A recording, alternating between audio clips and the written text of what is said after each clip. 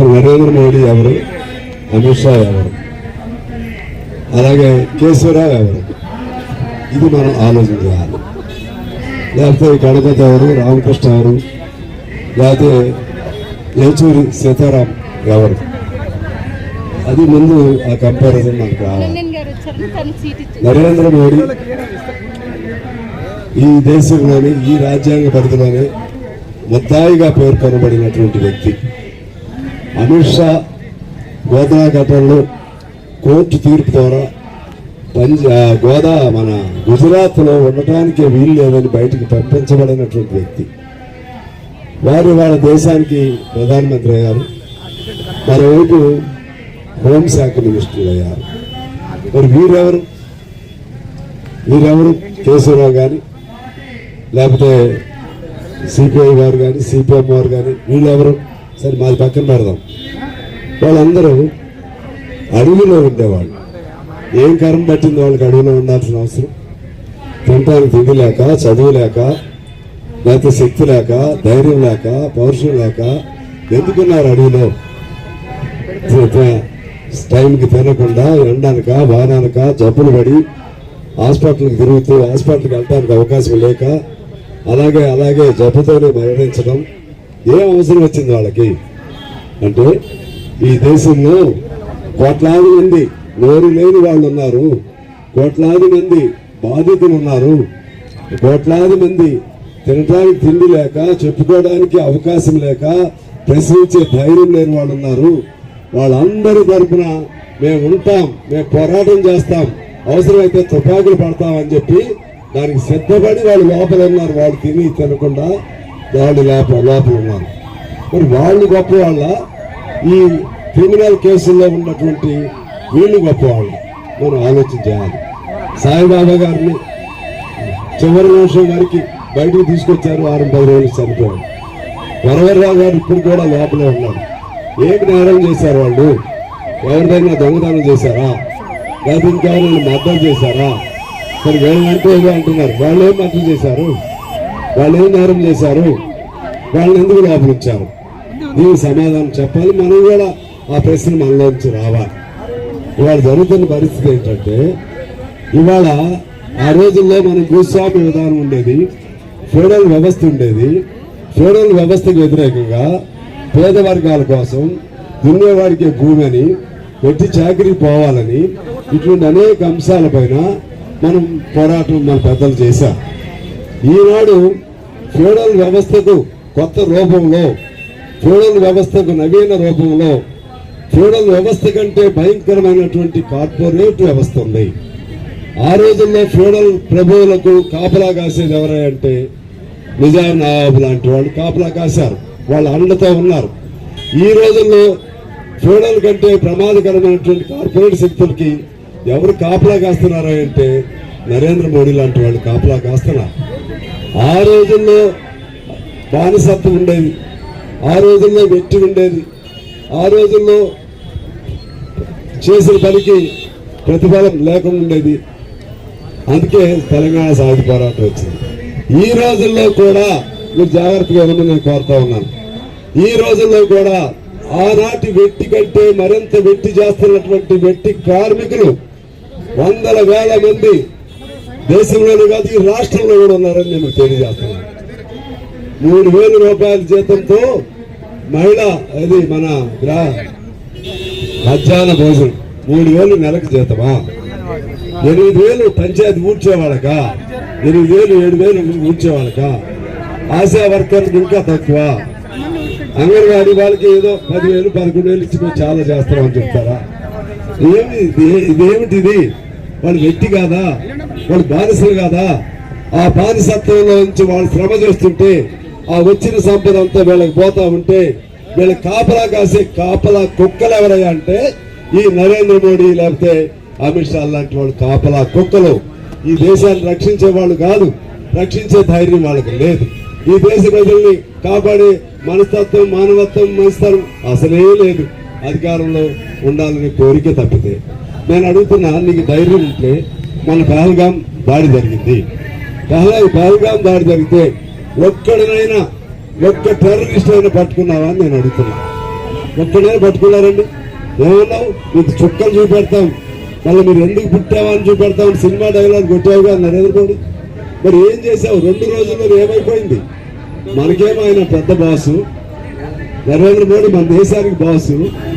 ఈయన అక్కడ big boss ఇంకొక ఆయన ఉన్నాడు ట్రంప్. బిగ్ బాస్ కి ఈయన చోటా బాసు, లేకపోతే చోటా శిష్యుడు. ఆయన ఆర్డర్ వేశాడు, ఈయన దాన్ని అమలు చేశాడు. ఆయన శాసించాడు, ఈయన ఆచరణ చేశాడు. ఒక్క మాట అయినా ట్రంప్ మోడీ చెప్తున్నాడు, ట్రంప్ చెప్తున్నాడు నేనే ఆపాను. నీకేం సంబంధమని ఒక్క మాట అని చెప్పావా? తాత ఎన్ని పెడుతున్నారు. ఇందిరాగాంధీ ఎలా పలికింది, ఆనాడు 71 యుద్ధంలో ఎలా కాంగ్రెస్ పార్టీ ఫేస్ చేసింది, అవన్నీ చెప్తున్నారు. ఒక్క అంశమైన నువ్వు చేసావా? ఒక్క మాట నువ్వు మాట్లాడుతున్నావా? ఇప్పటికైనా నువ్వు మాట్లాడుతున్నావా? నరేంద్ర మోడీ గారు మీరు సమాధానం చెప్పాలి. అమిత్ షా అంటాడు, అమిత్ షా 2026 మార్చి నాటికి తొదముట్టిస్తానంటున్నాడు. నేను అడుగుతున్నాను, నీకు చేతనైతే 2026 మార్చి కాదు 2027 తీసుకో, లేకపోతే నీ చివరి సంవత్సరం ఎప్పుడు వస్తుందో ఆ సంవత్సరానికి తీసుకో. ఈ లోపు టెర్రరిస్టులు అనే వాళ్ళు లేకుండా తొదముట్టిస్తానని చెప్పి శపథం చేయి అమిత్ షా. అప్పుడు నీకు శాల్యూట్ చేస్తామని చెప్తున్నా. దానికి నీకు చేత కాదు. కానీ ఈ దేశంలో డేట్ పెట్టు, నిరుద్యోగం లేకుండా చేస్తానని చెప్పు, నీకు శాల్యూట్ చేస్తాం. నువ్వు డేట్ చెప్పు, ఇతర రైతులకు బాధలు లేకుండా చేస్తామని చెప్పి నీకు శాల్యూట్ చేస్తాం. మీరు చెప్పేది ఏంటి? అమాయకులైనటువంటి మావోయిస్టులు అమాయకులు నా దృష్టిలో. విధానాలు మారినాయి, మేధావులు కావచ్చు, కానీ ఇంకా నమ్ముతున్నారు అడవిలో ఉండి తిరుగుబాటు చేద్దామని. ఇంకా నమ్ముతున్నారు. 52 వరకు కమ్యూనిస్టులను చేశాం, మా పెద్దలందరూ చేశారు. తర్వాత వద్దనుకున్నాం, అవసరం వచ్చినప్పుడు చేద్దామనే లైన్ తీసుకున్నారు. కానీ వీళ్ళు ఇంకా మా సోదరులు ఉన్నారు. నన్ను కరెక్ట్ అని అంటలా, కానీ వాళ్ళు ఎందుకు ఉన్నారు అనేది బేసిక్ గా దాన్ని లోతుల్లో పోయి ఆలోచన చేస్తే వాళ్ళు ఇప్పుడు కూడా ఈ సమాజం కోసమే ఉన్నారు. అందువల్ల ఒకనాడు సిపిఎం వాళ్ళని చంపారు, వాళ్ళు ఒకనాడు సిపిఐ వాళ్ళని కూడా చంపారు. అయినా మాకు అదేమి లేదు, కోపతాపాలు లేవు. ఎందుకు లేవంటే వాళ్ళ విధానం అది తప్పని అన్నాం. ఇప్పుడు మీరు కూడా ప్రభుత్వం కూడా పోలీసులు చంపారు, ఇంకోటి చంపారు అనే బదులు మీకు న్యాయస్థానాలు ఉన్నాయి మీ చేతుల్లో. వాళ్ళు ఏదన్నా తప్పు చేస్తే న్యాయ ప్రకారంగా, న్యాయ విధానాల ప్రకారంగా, న్యాయ ప్రక్రియ ద్వారా వాళ్ళని విచారణ చెయ్యి, వాళ్ళని అరెస్ట్ చేయి. నీ పద్ధతిలో నువ్వు చేసుకో. చంపుతావా? ఎంతమంది చంపుతావు? ఎంతమందిని నువ్వు గొంతు విసుగుతావు? ఎంతమంది గొంతు లేవకుండా చేయగలుగుతావు? నరేంద్ర మోడీ సమాధానం చెప్పే రోజు నీకు వస్తుంది. ఎంతమంది అనేది ఇంకా 11 మంది ఉన్నారంట. ఆ 11 మందిని ఇంకెవరు మన గణపతి ఇటువంటి వాళ్ళు ఉన్నారంట, లిస్ట్ వచ్చింది మధ్య. ఆ 11 మందిని కూడా లేకుండా చేసేస్తే భారతదేశంలో ఇంకా నక్సలిజం ఉండదు. ఉగ్రవాదం కాదు వారు అనేది, నక్సలిజం ఉండదు. దాని నేపథ్యం కమ్యూనిజం ఉండదని. నరేంద్ర మోడీ గారు, అమిత్ షా గారు, మీకు మేము ఈ వేదిక పై నుంచి మేము మీకు సవాల్ చేస్తున్నాం. మీరు ఎక్కడో చిన్నవాళ్ళు అనుకోవచ్చు, ఇట్లా అందరం కలిస్తేనే దేశంలో పెద్ద ఎత్తున ఉద్యమం వస్తుంది. వాళ్ళు మేము హైదరాబాద్ నడిగడ్డ మీద ఉండి సవాల్ చేస్తున్నాం. ఏ హైదరాబాద్ అంటే ఒకనాడు తెలంగాణ సాయుధ పోరాటం చేసి ఈ దేశ చరిత్రలో సువర్ణ అక్షరాలతో, రక్తాక్షరాలతో లిఖించబడినటువంటి ఆ గడ్డపై నుంచి నీకు సవాల్ చేస్తున్నాం. నువ్వు కాదు కదా, నిన్ను పుట్టించిన తాత కదా కాదు కదా, నీకు ఆ సిద్ధాంతాన్ని అందించిన హిట్లర్, ముసోలిని లాంటి వాళ్ళే కమ్యూనిజాన్ని ఏమీ చేయలేకపోయారు. ఎంతమంది చంపుతావు? 11 మంది చంపితే అయిద్దా? కొన్ని కోట్ల మంది మొన్న కేసులో చచ్చిపోతే కోట్లాది మంది స్పందించారు. కోట్లాది మంది వాళ్ళు కమ్యూనిస్టులు కాదు, ఇదేం అన్యాయం అని చెప్పి స్పందించారు. కమ్యూనిస్టులు ఉండాలని చెప్పి కోరుకున్నారు. కమ్యూనిస్టులు లేకపోతే బతుకు తెరువు ఉండదు, ప్రశ్నించేవాడు ఉండడానికి కోరుకున్నాడు. అటువంటి వాళ్ళు కొన్ని కోట్ల మంది స్పందించారు. సిద్ధరామయ్య మరణిస్తే కొన్ని కోట్లాది మంది స్పందించారు.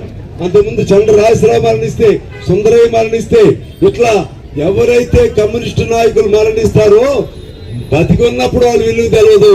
మరణించిన తర్వాత కమ్యూనిస్టులు వీళ్ళు లేకపోతే ఈ దేశం ఏమైపోతుంది, వీళ్ళు లేకపోతే ఈ సమాజం ఏమైపోతుందని కోట్ల మంది వాళ్ళ గుండె లోతుల్లో నుంచి పలవరిస్తున్నారు.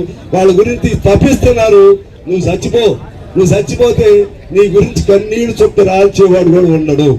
ఎంతకాలం చేస్తారు మీరు? ఇంతకంటే మహా డైలాగ్ చెప్పిన వాళ్ళు కాలగర్భంలో కలిసిపోయారు. ఎర్ర జెండా అనే తాత్కాలికంగా ఒకవేళ నువ్వు చేయగలుగుతావేమో కానీ నీ వల్ల కాదు. కానీ ప్రశ్నించే వాళ్ళందరూ చేయగలుగుతావా? ప్రశ్నించేవాడికి మరొక ఆయుధం దొరికిద్ది, ఎర్ర జెండా కాకపోతే ఇంకో ఆయుధం దొరికిద్ది. తిరుగుబాటు నువ్వు అంచగలుగుతావా? ఎప్పటికైనా తిరుగుబాటు వస్తుంది. ఖచ్చితంగా ఈ దేశంలో తిరుగుబాటు రావాలి, వస్తుందని మేము కోరుకుంటున్నాం. ఎందుకనంటే 8,000 రూపాయలతో బతుకుతారా వాళ్ళు? 3,000 రూపాయలతో బతుకుతారా? ఇటువంటి వాళ్ళు కొన్ని కోట్ల మంది ఉన్నారు. వాళ్ళకి ఇంకా ఆశ ఎప్పుడైనా పర్మనెంట్ అవుతామేమో, ఇంకేమైనా వస్తుందేమో అని ఆశతో నేను కరీంనగర్ శిక్షణలు వెళ్ళాను. ఆమె కాలంతా కాలిపోయింది. ఏది పెద్ద ఏది మధ్యాహ్నం భోజనం వంట చేసి పాత్ర పడి రూపాయి సహాయం చేసిన వాళ్ళు లేరు. వాళ్ళకి గవర్నమెంట్ వాళ్ళు పట్టించుకోదు. వెట్టి చాకరీ బానిసత్వం. ఆ ప్రభుత్వం ఈ ప్రభుత్వానికి తేడా లేదు. నేను ఏ ప్రభుత్వం అయినా సరే ఒకటే. అందువల్ల మనం కమ్యూనిస్టులుగా వాళ్ళందరూ చోటుకు చేరాం. చాలా సంతోషంగా ఉంది. అందులో చంద్రకుమార్ గారు లాంటి వాళ్ళు, హరగోపాల్ గారు లాంటి వాళ్ళు, కోదండరామ్ గారు లాంటి వాళ్ళు, మేధావులు అందరూ కూడా ఇక్కడికి చేరారు. చాలా సంతోషంగా ఉంది. అసలు వాళ్ళకే అవసరం అండి.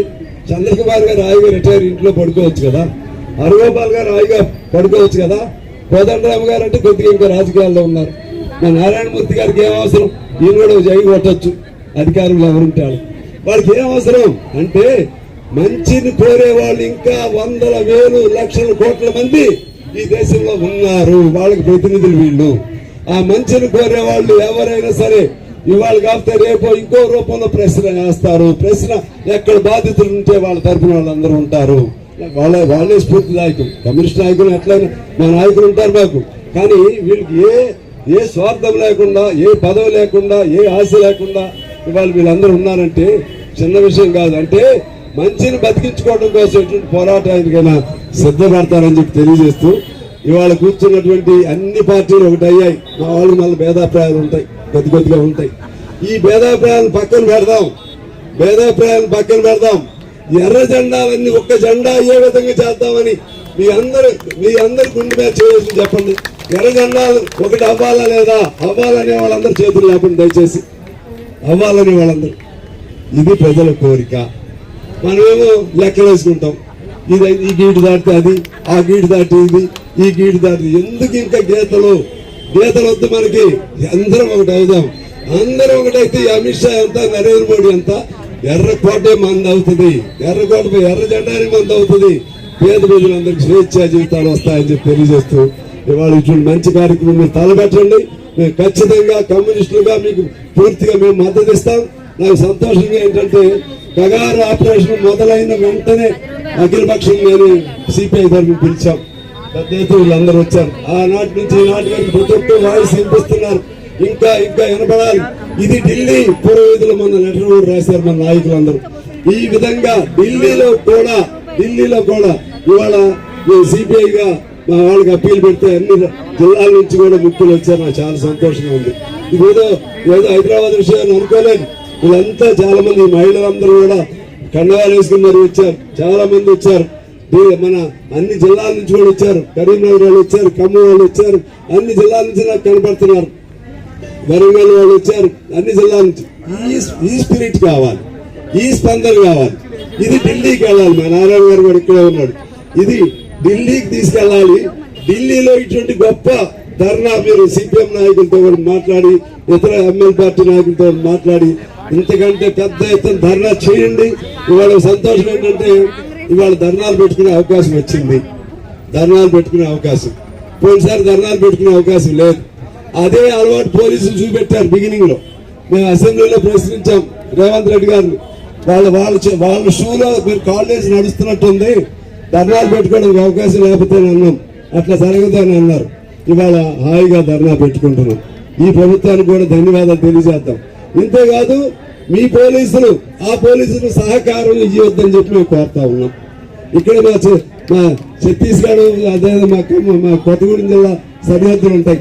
ఈ పోలీసులు ఆడికి వెళ్ళొద్దు, ఆ పోలీసులు సహకారం ఇవ్వద్దు. అప్పుడు ఇంకా బాగుంటుంది. ఇవాళ ప్రకాష్ గౌడ్ గారు కూడా మన టిపిసిసి ప్రెసిడెంట్ గారు కూడా, మహేష్ గౌడ్ గారు కూడా వస్తారన్నారు. మొన్న వచ్చారు. వారు కూడా వస్తే బాగుంటుందని కోరుకుంటూ నేను మరొకసారి మీరందరూ కూడా ఇదే స్పిరిట్ కొనసాగిద్దాం. ధైర్యం సడలవద్దు. ధైర్యంగా ఉండటమే ప్రతి ప్రశ్నించేవాడి హక్కు. ధైర్యంగా నడవటమే, ఎర్రజెండా పెట్టుకుని పోరాటం చేయటమే ప్రతి కమ్యూనిస్ట్ హక్కు అని చెప్పి తెలియజేస్తూ ఈ సందర్భం మీ అందరికీ అభినందనలు తెలియజేస్తూ మా నారాయణ గారిని వేదిక పైకి రావాల్సిందే కోరుతా ఉన్నాను.